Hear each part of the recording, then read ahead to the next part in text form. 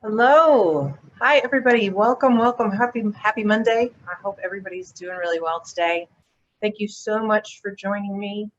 It is time for Intentionality, a show that is all about proving that there is a blueprint to the world, that everything under the sun, everything about this planet, every part of your body was divinely created.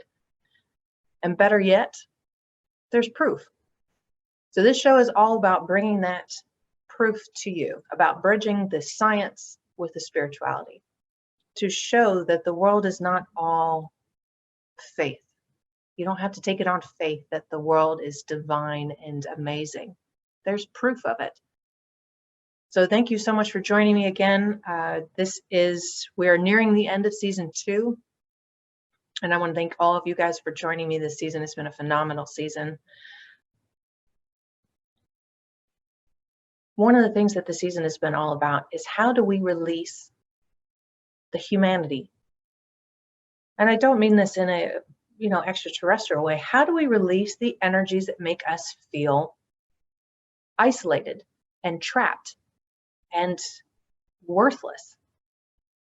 How do we silence that little voice in our head that tells us we will never be good enough, that nothing we can do will ever be good enough, that we keep messing up, that we will mess up in the future, that nobody will ever love us, that we will always be alone, that we have no career options, that we have no financial options?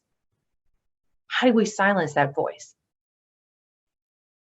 So to find the answers to that, I went to ancient traditions. I looked at ancient texts that spanned time.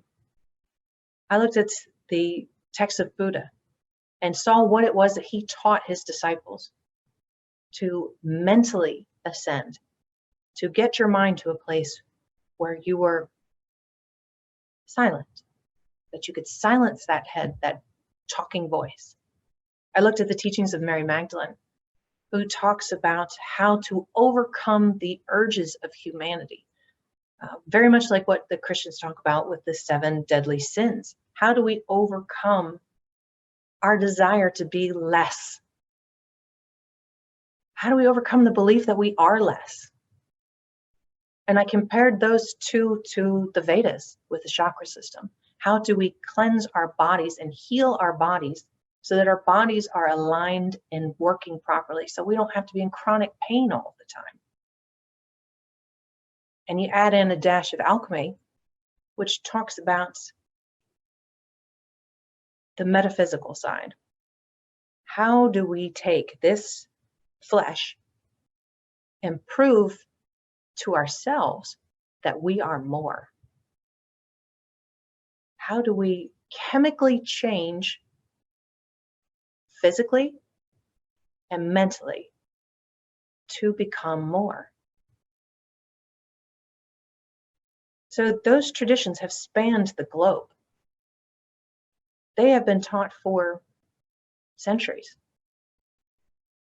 even before that. So if what Mary Magdalene is saying in Israel is the same as what Buddha was saying in Asia, could they possibly be true? Could there be truth in these ancient texts that can help us heal, that can help us release the things that make us feel hopeless? And that is what this entire season has been about, is going through these ancient teachings, all of which say there are 7 steps that can help you get from lost and hopeless back home. Every single episode has been one of these steps, starting with the ego, then going through the emotions. How do we get through the emotions? How do we find our power again as people? How do we open our hearts and allow in love and learn to love ourselves? How do we learn to speak and live our truth? And then today, how do we accept and embrace and make permanent our belief that we are divine? So last week's show was all about step number 5. Step number 5 being living your truth. Not your truth as a human, your truth as a divine being. You're learning to live it. You're learning to speak with truth, speak with conviction that you are divine. So an absolutely wonderful week to go through is, how do we not just block out the head, not just block out the emotions, how do we speak our truth? How do we embody it? So for Mary Magdalene, her step number 5 was the kingdom of the flesh. This is all about the belief that we are enslaved in our body, that we are nothing more than a physical body. And when we die, we die. There's nothing. For Mary Magdalene, this was an incredible step that we had to overcome in order to heal. Because if we're constantly afraid, if we're constantly feeling fight or flight, if we're constantly worried about just surviving, we can never move on. We can never move to a place of joy. So her step of the kingdom of the flesh linked very well with the metaphysical step 5, which is when we start embracing our higher selves. When you start living and thinking from a higher place, you're not constantly thinking in the 3 dimension, which is the flesh. You're thinking in a higher dimension. You're thinking of bigger picture. So like for the military people, we talk about serving our country. This is serving at a higher level. This is serving a universal power, divine power, cosmic power, whatever you want to call it. God, angels, it doesn't even matter what you call it. Your interests are now serving something above you, above your country, above your planet, serving all of humanity. When you start thinking through that process, you start living your truth. And with the Vedas, that's the throat chakra. When you start speaking your truth, the words that come out of your mouth resonate because they come from that higher energy. They come from that higher purpose. And then in Buddhist tradition, this is relaxation and tranquility. Relaxation of the mind and relaxation of the body.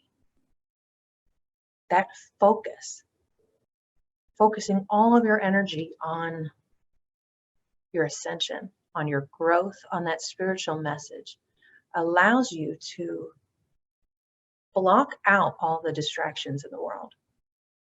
That little voice that was telling you that you were worthless, you can't even hear it anymore. It doesn't matter. And if you do catch little snippets, it still doesn't matter because you're focused, you're relaxed. You're getting information from above versus just getting information from the back of your head that's telling you that something's wrong. The information from above, however you like to label that, is love. They're divine messages of love. So in the 5th step of alchemy, this is fermentation. This is very much like the process of wine. When you break down the grapes and you're creating something new, you're allowing it to ferment so it becomes wine. This is the same thing that alchemy talks about with the soul, is you are allowing all the negative parts of yourself to rot away. So that when you ferment, when you are reborn, you're something new and magnificent. And for all my wine people out there, amen. Step 5 is when you are reborn into your spiritual self.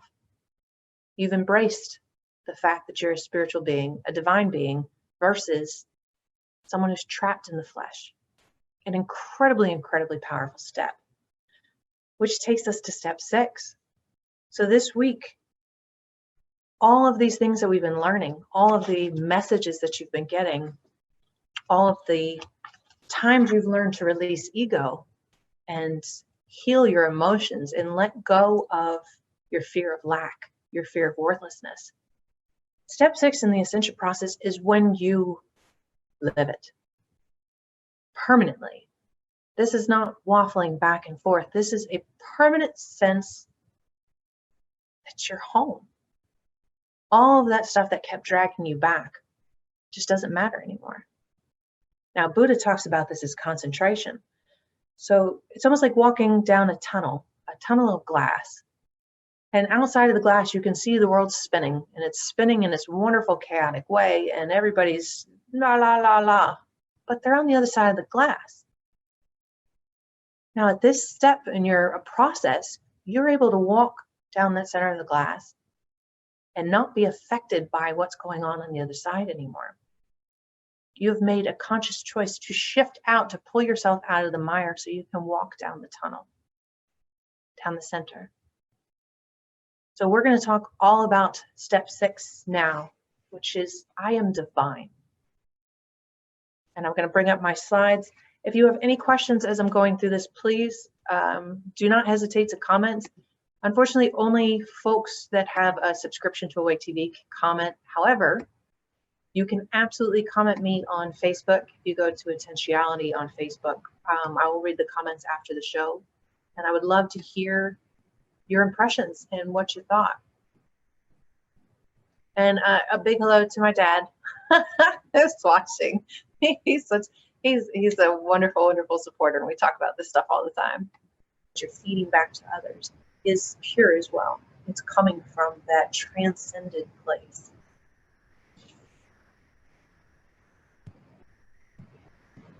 So I've got some really good exercises that I want to get to.